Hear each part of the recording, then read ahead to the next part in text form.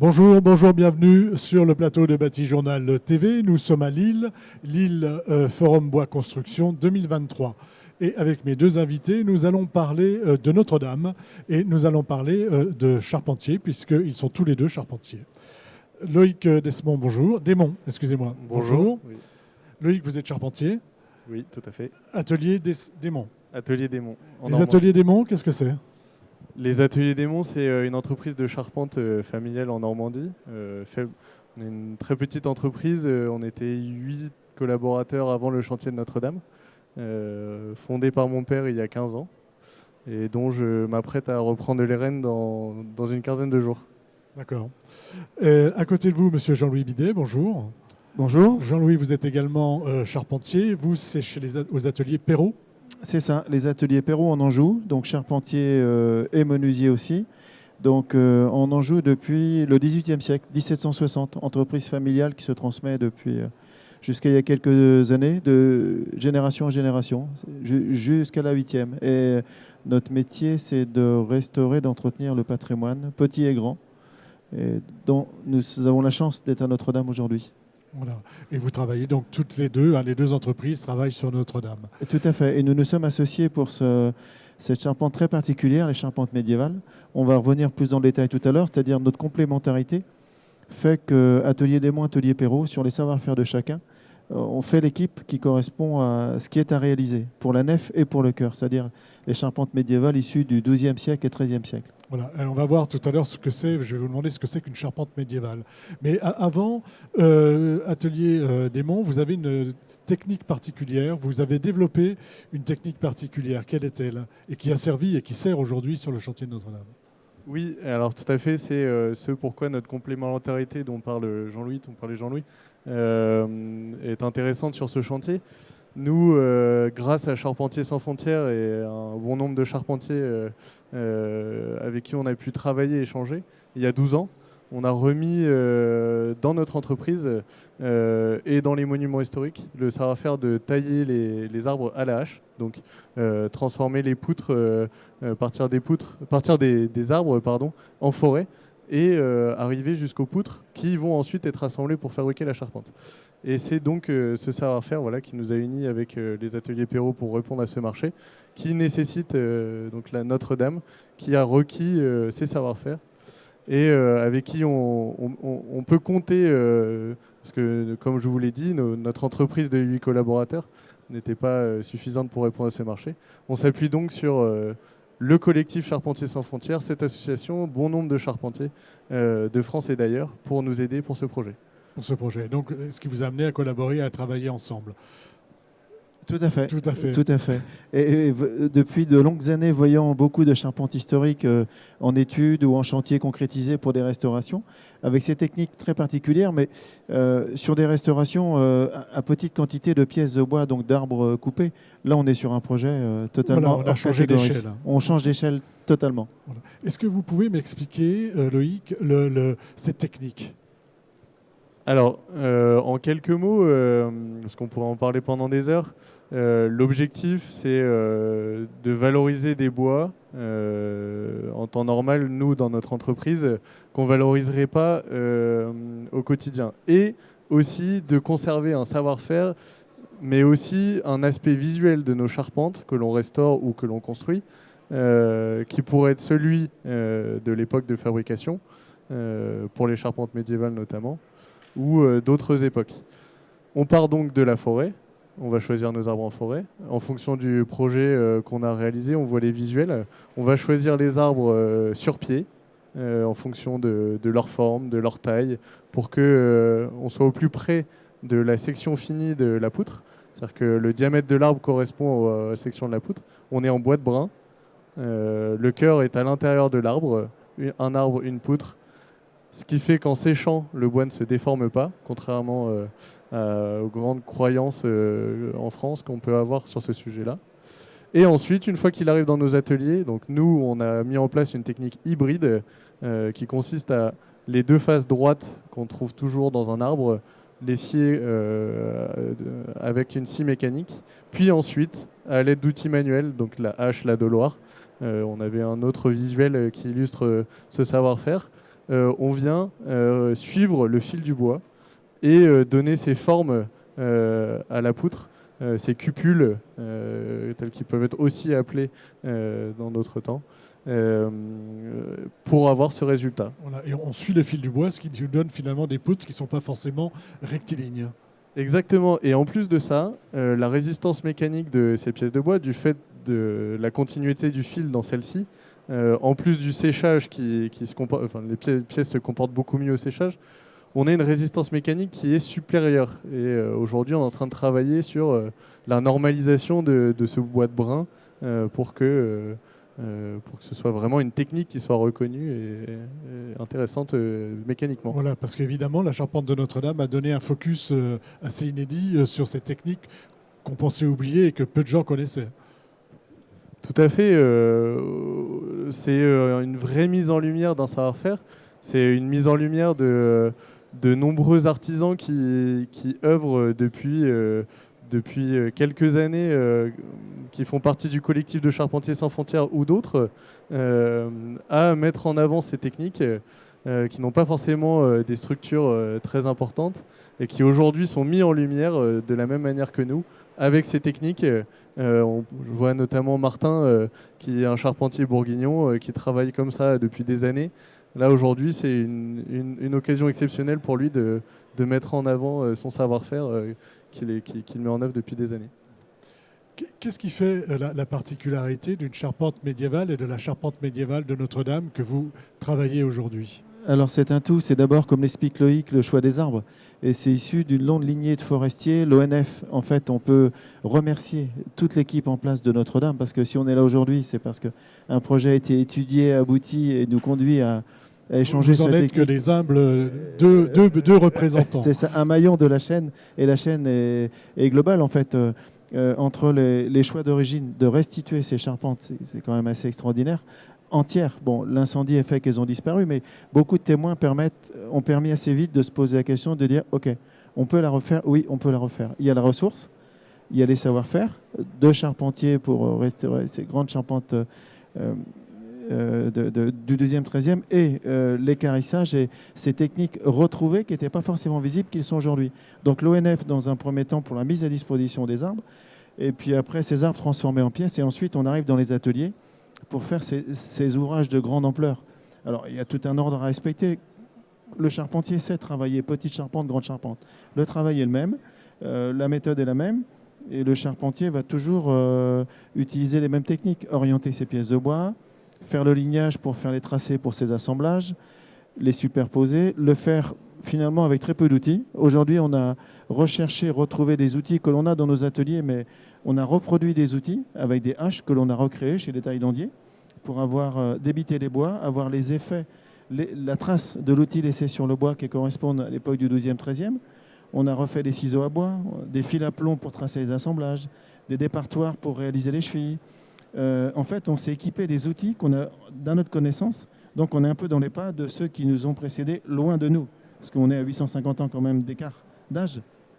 Mais à travers toutes les recherches faites par les architectes, on fait un travail remarquable d'échange et on continue, nous, à travers nos plans d'études, pour mettre en adéquation tout ça et être au plus près de la charpente telle qu'elle était avant l'incendie.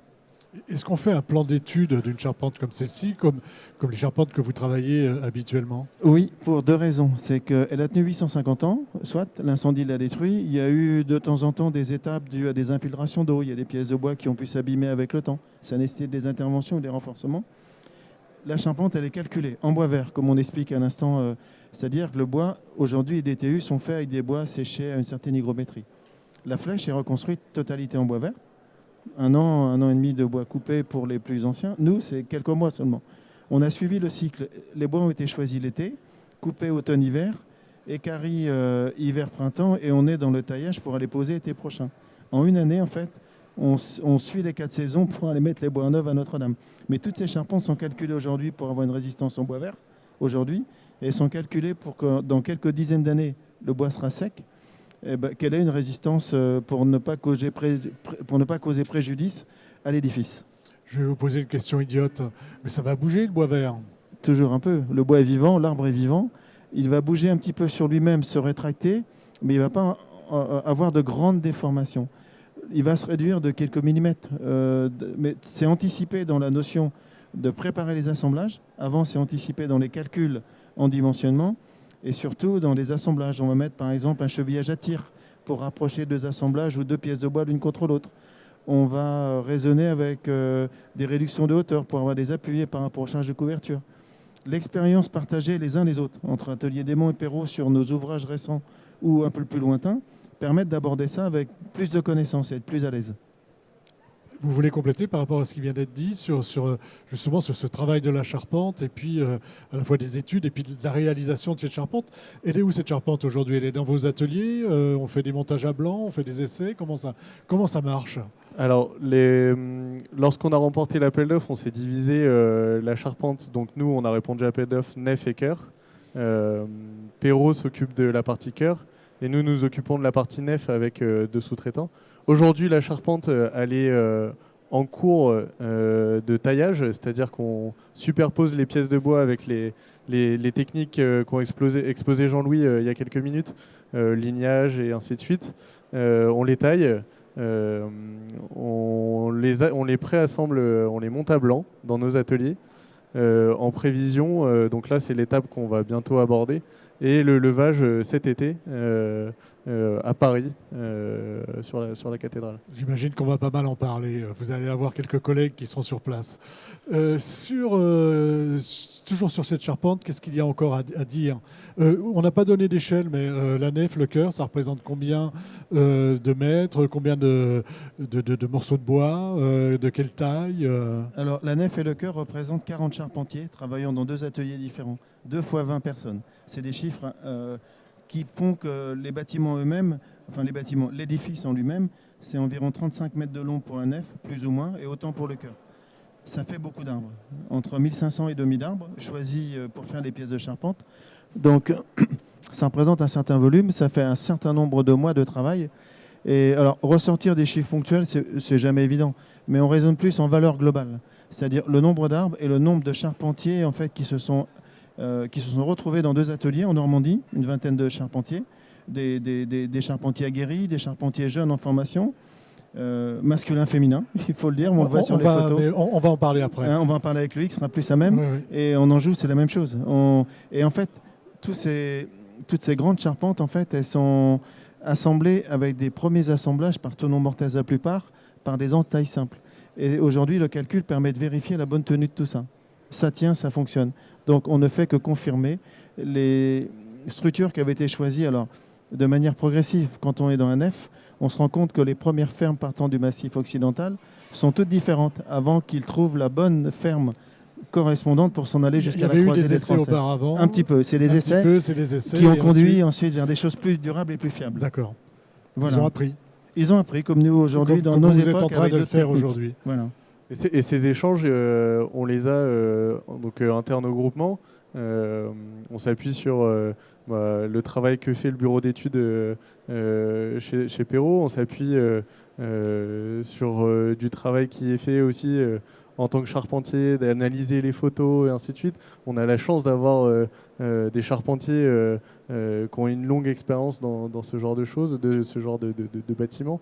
Nous, on peut s'appuyer sur un charpentier archéologue qui est venu nous prêter main forte, qui vient d'Angleterre, qui a passé un temps très, très long à analyser photo par photo, les relevés de Rémi Fromont et Cédric Transo également, avec qui on a des échanges, donc qui sont les architectes du projet, une équipe qui tout bonnement géniale en fait, avec qui on entretient des échanges très constructifs sur justement toutes ces singularités, cette évolution dans la nef, les singularités entre le chœur, la nef, tous ces petits détails, les moulures qui sont détails d'assemblage. C'est très très constructif et on apprécie énormément l'envie qu'ils ont eux aussi d'apprendre de nous. Et voilà, c'est ça. Il y a vraiment un échange et c'est là qu'on va aborder le sujet transmission, on va dire. Vous venez de nous dire, alors on a parlé de 8 générations, donc là il y a un peu de transmission. Vous venez de nous dire que vous alliez reprendre l'entreprise qui a été fondée par votre père. Vous m'avez raconté tout à l'heure une anecdote à propos de la charpente et de votre envie de travailler la charpente comme ceci. Expliquez-moi un petit peu. Alors, quand on a rencontré Charpentiers sans frontières avec mon père, il y a maintenant une douzaine d'années, pour moi, c'était une révélation. En fait, Vous étiez jeune, hein? j'avais 12 ans. J'ai vu tous ces charpentiers. Je me prédestinais pas plus que ça à la charpente. Je travaillais sur mon temps libre avec mon père, mais voilà. Et j'ai vu tous ces charpentiers en train de reconstruire une grange à côté de chez moi, une grange d'Imière. Magnifique bâtiment qui est déjà impressionnant en lui-même. Voir tous ces charpentiers, une quarantaine, avec des nationalités différentes, travailler dans un silence, pas de bruit de machine, que des bruits d'outils sur des troncs qui résonnent, l'odeur du tanin, l'odeur de la forge, du forgeron qui fabrique les outils, les éclats de rire, ça m'a tout de suite touché et ça m'a donné envie de faire de la charpente et d'en faire mon métier au quotidien. Et aujourd'hui, j'ai en effet la chance de récupérer cette superbe entreprise que me lègue mon père. Et de la taille manuelle, donc. Hein. Exactement, et de tout ce travail qu'il a fait et que de nombreux charpentiers ont fait aussi au sein de Charpentiers sans frontières et autres, pour que ce savoir-faire prenne son sens aujourd'hui dans le monde du bâtiment. Donc on voit, il y a eu des apprentissages, il y a eu des passages entre les deux entreprises. Vous avez été amenés à embaucher, à former, tous les deux, j'imagine. Oui, tout à fait. Voilà. Et allez-y. je vous en prie. Donc, alors, la formation interne et les échanges de personnes d'atelier à atelier pour justement ces transferts de connaissances. Et il y a eu des séances de travail d'atelier de l'Anjou vers la Normandie et de la Normandie vers l'Anjou pour justement être... parce que dans deux ateliers différents, mais avec le même état d'esprit pour réaliser l'ouvrage dans la technique qui a été retenue.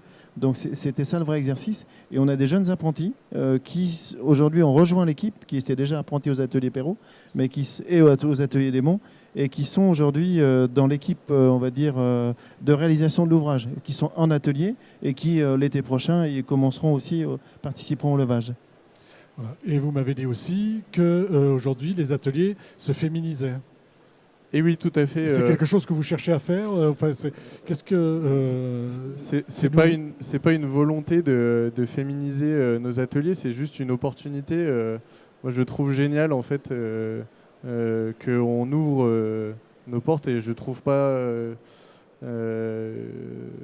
cela normal que ce soit un sujet une féminisation. Oui, c'est un sujet qui ne devrait pas en être un. Exactement. Mais il y a très peu j'en ai rencontré très peu dans ma vie, des charpentiers. Et on a la chance d'avoir 3 femmes dans notre équipe qui font un travail remarquable parmi d'autres collaborateurs qui eux aussi font tout également un travail remarquable sur Notre-Dame et sur bien d'autres projets au quotidien. Et donc, on parle des gens formés ou des échanges d'ateliers qui ont pu arriver et des artisans qui nous ont rejoints dans l'équipe, qui sont sur un maillage sur le territoire en France, qui tous les ans font quelques chantiers à eux.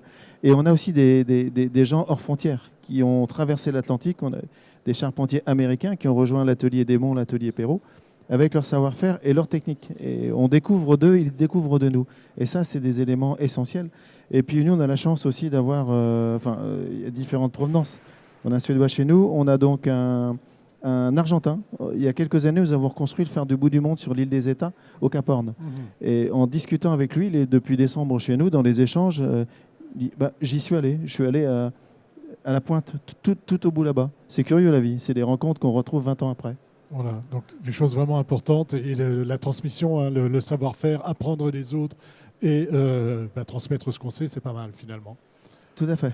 Et si je pouvais compléter sur ce sujet d'échanger tous ensemble. Aujourd'hui, ce chantier, c'est une opportunité inouïe pour nous tous de se retrouver, entreprises, salariés, charpentiers indépendants. Et en fait, on se retrouve aussi en dehors du travail pour des journées, par exemple, en abattage en forêt. Et on peut le voir sur le visuel, en fait, tout le monde a un sourire radieux, de la même manière que, donc on voit, il y a une photo des marquages de charpente. Oui, c'est ce que j'allais dire, on marque les façades, les charpentes également. Donc le marquage qu'avaient fait les charpentiers gothiques pour retrouver l'emplacement des pièces de bois dans la charpente.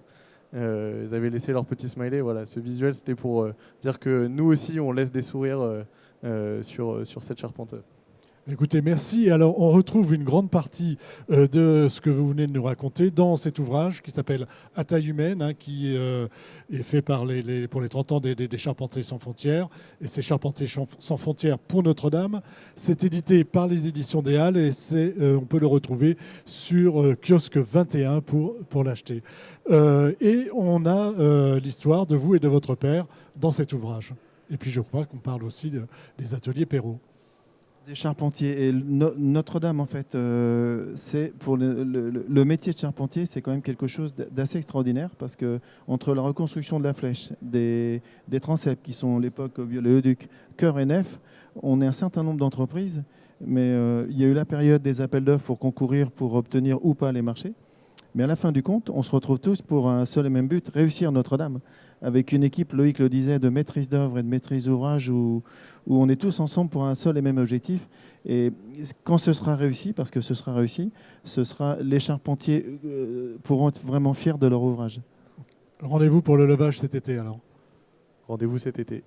Merci messieurs d'être venus sur le plateau de Bâti-Journal TV nous parler donc de la charpente de Notre-Dame et de tout le travail que vous êtes en train de faire pour la reconstruire. Un petit temps d'échange à retrouver sur notre site internet Bâti-Journal et sur les sites de nos partenaires que sont le Forum Bois Construction, le magazine Woodsurfer et bien sûr France Bois Forêt. Merci à vous. Merci. Merci.